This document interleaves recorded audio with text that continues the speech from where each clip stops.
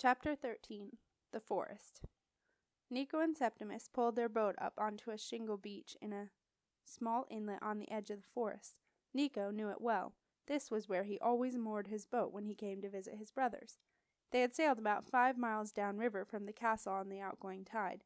Janet had insisted on Nico taking a small lugger, a good riverboat which had a cabin in case they had to spend the night in it. But Nico had hopes of getting straight into the forest and finding the boys' camp before the sun set. He had no intention of walking through the forest at night, for it was a dangerous place after dark. Wild packs of wolverines roamed through the trees, and many uniquiet spirits and malevolent beings hovered in the air. Some trees were carnivorous and would turn into traps at night. They would swoop their branches down and enfold their victims, taking the life blood from them, so that by morning there would be nothing left but a dried-out skeleton hanging among the leaves. It was late afternoon when they arrived at the beach, and Nico knew they had 5 hours of daylight left, which was, he reckoned, easily long enough to reach the boys' camp safely. Septimus had not been in the forest since he was a young army expendable. He had spent many terrifying nights there as part of the do-or-die night exercises that the boy soldiers had to endure. They would be woken in the middle of the night and taken off to somewhere dangerous. Very often it was the forest. There were 2 nights in the forest that Septimus would never forget. One was the time that his very best friend, Boy 409, had rescued him. A pack of wolverines had trapped him and were about to pounce.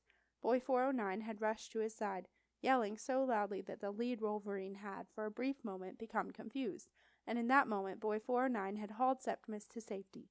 The other terrible night had been when Septimus wouldn't have cared very much if a pack of wolverines had pounced on him. That was when Boy 409 had fallen overboard on their way down the river to the forest. The river was rough and flowing fast, and a freak wave had hit the young army boat. The boat was overloaded, and Boy 409 had lost his footing and fallen overboard. He was never seen again. Septimus had begged the leader cadet to go back to Boy 409, but he had refused. Boy 409 was just another expendable, and the whole point of a do-or-die exercise had been to weed out the weak, the scared, and the stupid, as the leader cadet had put it. But usually the do-or-dies, as they were known, simply weeded out the unlucky. When Nico was satisfied that the boat was properly tied up to allow for the rise and fall of the tides, and everything on board was neatly stowed away, he pulled a tattered piece of paper from his pocket. "Here's the map," he said, showing it to Septimus. Sam drew it. Septimus looked at the wiggling lines that wandered across the scrap of paper like slug trails over a pane of glass. "Oh," he said. He didn't think much of the map, but Nico seemed confident. "It's all right," said Nico reassuringly. "I know the way. Follow me." Septimus had no trouble following Nico as they started their journey into the forest. The outskirts of the forest were fairly easy to walk through. The trees were widely spaced, and dappled sunlight shone through the branches, high above their heads. Nico confidently took a narrow track and walked briskly along it, weaving in and out of the trees along the winding, snake-like track. As Nico led them steadily deeper into the forest, the trees became larger and grew closer together. The sunlight faded into dark green shadows, and a heavy silence began to enclose them.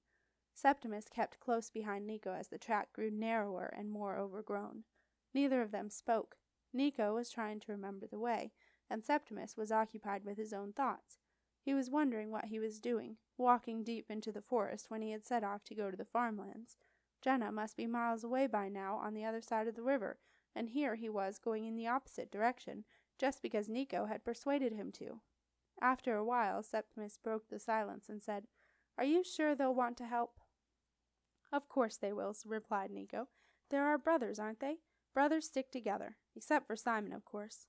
Septimus was anxious about meeting his brothers. He had been reunited with most of his family for a year and a half, but in all that time, Sam, Ed, Eric, and Jojo had been living wild in the forest. Silas had promised to take Septimus to visit them, but somehow it had never happened. Marcia was either too busy to let him go, or Silas got the date confused and turned up on the wrong day. "What are they like?" Septimus asked Nico. "Well, Sam is an amazing fisherman. Can catch anything he wants. I did wonder if we might see him on the beach, as it's one of his fishing places. Ed and Eric are just a laugh, always playing jokes on everyone and switching places. They still look so alike that I can't always tell the difference. And Jojo is quiet but really clever. He likes herbs and stuff, a bit like Mum, I suppose." "Oh," said Septimus, trying to picture them but without much success. He still could not get used to being part of such a large family, after spending the first 10 years of his life with no family at all. But, said Nico, like I said, the one we've really come to see is the tracker, Wolf Boy. The one they found in the forest? Yeah, he lives with them now. They think he'd been living with the Wolverines for a while, but the Wolverines probably chucked him out when he got too big and stopped smelling like a cub. He was wild when the boys first came across him. He bit Sam on the leg and scratched Eric quite badly. His fingernails were horrible, all yellow and long, and they were curved like claws. But he got tamer in the last big freeze when Ed and Eric gave him food, and now he's not too bad. Still a bit smelly, though. But then they all are. You get used to it after a bit. But Wolf Boy is the best tracker ever. He'll lead us straight to Jenna, that's for sure. Does he have big teeth and fur? Asked Septimus warily. Yeah, huge yellow fangs and hairy hands. Really? Nico turned around and gave Septimus a big grin. Gotcha! After a while they reached a small clearing in the forest, and Nico suggested they stop for a few minutes to look at the map. Septimus took off his backpack and immediately felt so light that he thought he might float up through the trees. Want a mint? He asked, offering the purple tube of mint blast to Nico. Nico looked at the tube suspiciously. What do they do? He asked warily. Nico knew all about Septimus's weird taste in sweets, and had never quite gotten over eating a self-renewing banana chew that had kept reappearing in his mouth no matter how many times he had spat it out. Nothing, said Septimus. They're just mints. All right, then. Hold out your hand. Septimus put a few tiny green balls into Nico's hand. Nico tipped his head back and shoved the mint blast into his mouth, as if he were taking a gulp of medicine. Not, warned Septimus. Rah! All at once. Ah! They went up my nose, Nico spluttered. 3 small mint blasts shot out of his nose. Oh, they sometimes do that. The trick is to just hold them in your mouth and let them explode. They really wake you up, don't they? I think my eyes are going to pop out. Well, I like them. Septimus took a few for himself and put the tube in his backpack. Want some Wix Bix, then? He asked. You must be joking, said Nico, his eyes streaming. Nico wiped his eyes, unfolded Sam's map, and peered at it. Then he looked around the clearing. Can you see a standing stone anywhere? He asked Septimus. There should be one over there. Nico pointed vaguely to a cluster of trees. It looks a bit like a bird. No, said Septimus, who had had his doubts about Sam's map since he had seen it. Nico, are we lost? No, of course not, said Nico. Well, where are we then? Not quite sure, mumbled Nico. Better go on until we find somewhere I recognize. As Septimus followed Nico deeper into the forest, he felt more and more uneasy. The trees were getting even closer together. Some of them had huge trunks and felt very ancient. Septimus sensed the atmosphere around them change. The trees became strange. Each one seemed different to him. Some were benevolent presences, and others were not. Once or twice Septimus thought he felt a tree shift slightly as they passed by, and he imagined it turning and staring at them as they walked on. The sunlight had completely disappeared and had been replaced by a dim green light, which filtered through the tightly knit branches above their heads. It was easier to walk now that the undergrowth had grown less tangled and wild in the dimmer light, and for much of the time they were walking over a thick bed of fallen leaves. Every now and then Septimus heard a scuffling or rustling sound as a small creature ran away. Septimus didn't mind those sounds. He knew they were just tree rats or forest weasels. But once or twice he heard the snapping of branches as something quite large crashed away from them, or was it toward them? Septimus began to feel very uneasy.